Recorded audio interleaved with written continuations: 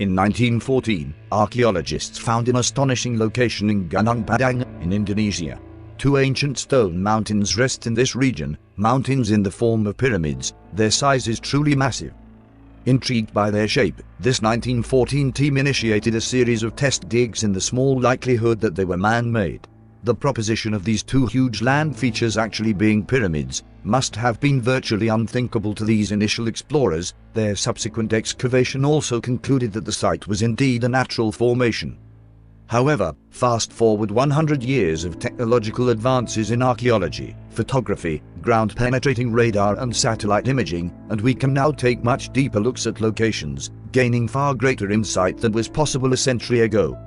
The archaeological societies are currently in a panic in regards to an expedition which is being undertaken to this very site, over 100 years after its initial discovery and disregardment. What is interesting to note, a detail this team must be aware of, a detail largely suppressed and rarely discussed, is the fact that very ancient monuments rest upon the tops of each mountain, monuments that were later dated at 2,500 years old and confirmed as artificial megalithic structures. The reason the archaeological community is worrying is due to their possible size. They would dwarf the Great Pyramids of Giza. However, the pyramids in Giza are in a very special location. They in fact rest on the center of the world's land mass. The question would be, why would Indonesia possess such ginormous pyramids? In 2010, geologist Dr. Daninata Wijaja, who earned a doctorate at Caltech, recognized the mountains as possible man-made pyramids and began to explore using ground-penetrating radar, seismic tomography, resistivity survey and other remote sensing techniques, as well as some direct excavations and deep core drilling. The results were immediately intriguing, producing evidence of deeply buried man-made chambers and yielding carbon dates going back as far as 26,000 years. This would make the construction prior to the last ice age.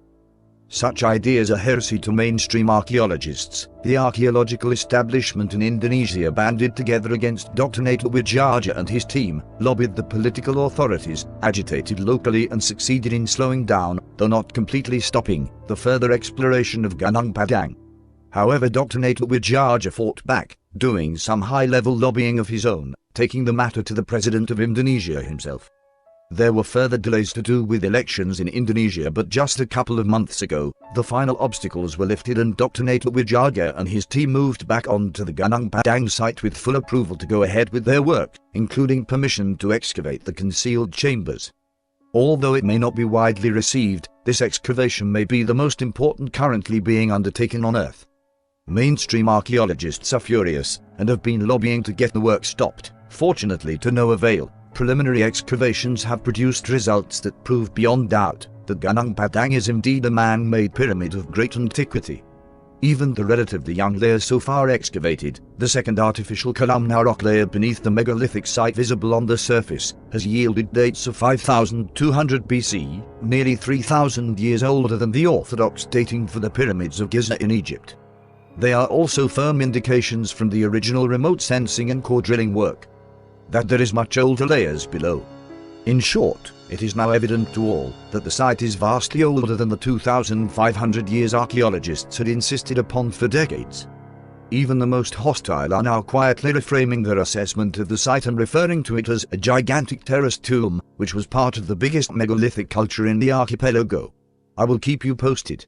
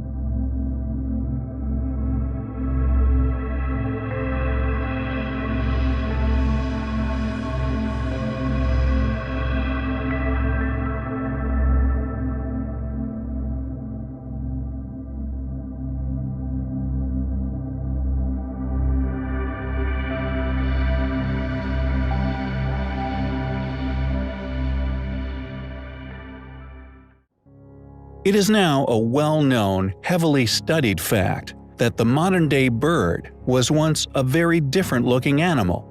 Evolution in the form of a radical transformational adaptation, forced upon them by gradual changes in the Earth's environment, from which they whence came, that being the dinosaur. We now know this to be fact thanks to modern technology. Our capability to now scan these fossils, some found remarkably well preserved, still fortunately containing many things, which have allowed us to discover that dinosaurs had bird brains, or more accurately, birds have dinosaur brains. With current investigations even shining light upon the reality that many of these gigantic animals, including the T-Rex, once had manes made of feathers. This drastic change from the dinosaur, resulting in the vast array of creatures we see today, from the ostrich to the albatross, even to the commonly domesticated budgerigar. Yet they all share one common trait: a significant reduction in their size. Even animals which survived unchanged, such as the crocodile, still shrank considerably.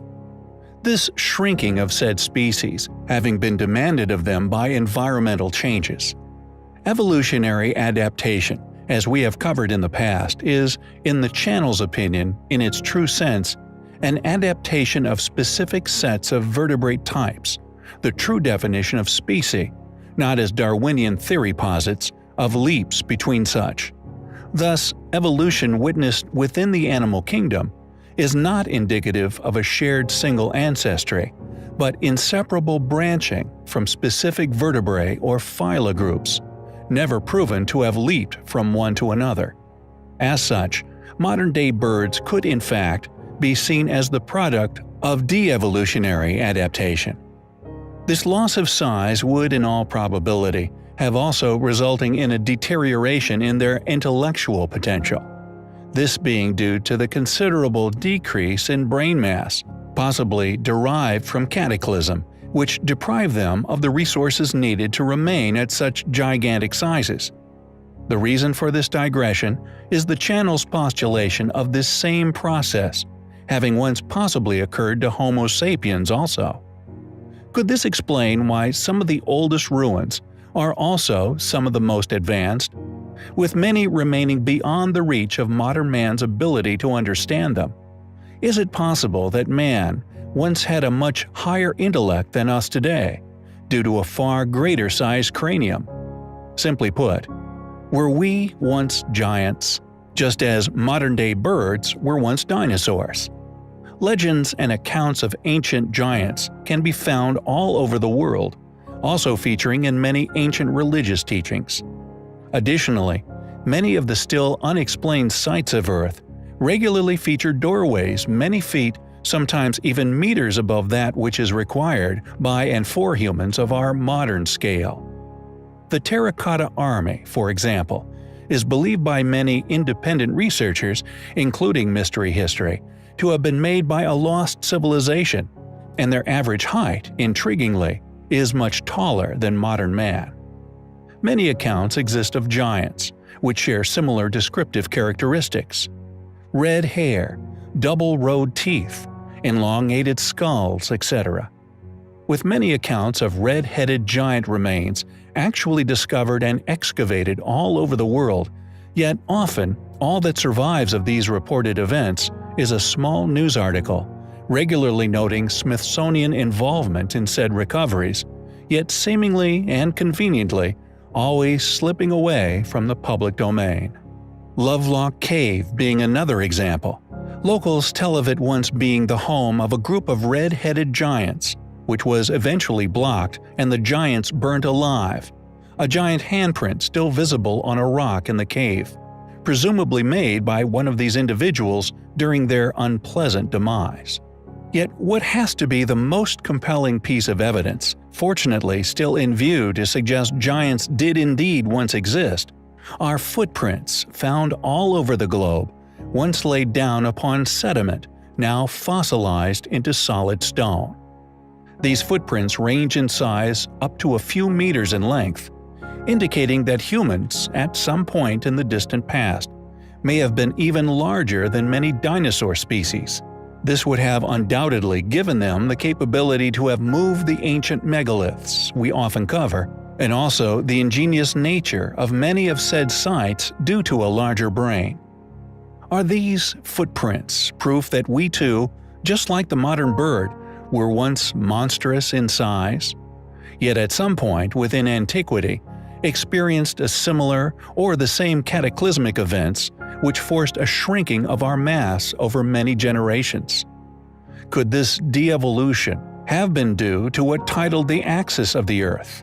When our Earth was aligned, did it have the ability to provide and sustain such growth? Once providing a suitable habitat for an abundance of resources required for the far greater size food chain witnessed during the Jurassic period? We find the evidence to support the hypothesis of giant ancient humans highly compelling.